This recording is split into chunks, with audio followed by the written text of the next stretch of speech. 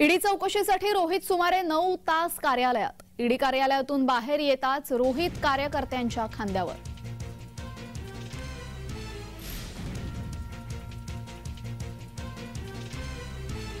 एका बाजूला रोहित पवार यांची चौकशी सुरू असताना राज्यभरात विविध ठिकाणी सुप्रिया गटाची आंदोलनं सुद्धा झाली आणि ईडी कार्यालयातून बाहेर येताच रोहित पवार हे कार्यकर्त्यांच्या खांद्यावर।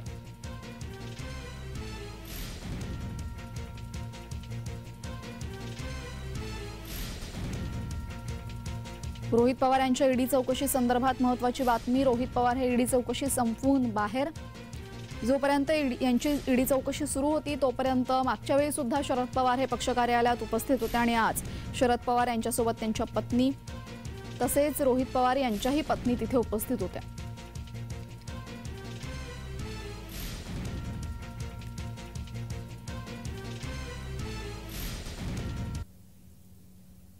तर चौकशीनंतर रोहित पवार यांनी माध्यमांशी संवाद साधला। यावेळेस ते काय म्हणाले पाहूयात। बाहेर आल्या काही लोकांनी मला सांगितलं की राज्याच्या कानाकोपऱ्यामध्ये तिथे असणारे सर्व पदाधिकारी कार्यकर्ते नागरिक आहेत, काही लोकांचं तर राजकारणाशी काही घेणं देणं नव्हतं। अशा लोकांनी सुद्धा आपापल्या परिसरामध्ये लोकशाहीचा आवाज ज्या पद्धतीने दाबला जातोय तसंच सामान्य लोकांच्या हिताचे जे मुद्दे आहेत ज्याला आपण नेहमी मुद्द्याचं बोला असं म्हणतो त्या मुद्द्यावर आज चर्चा केली जात नाही। खरंच मनापासून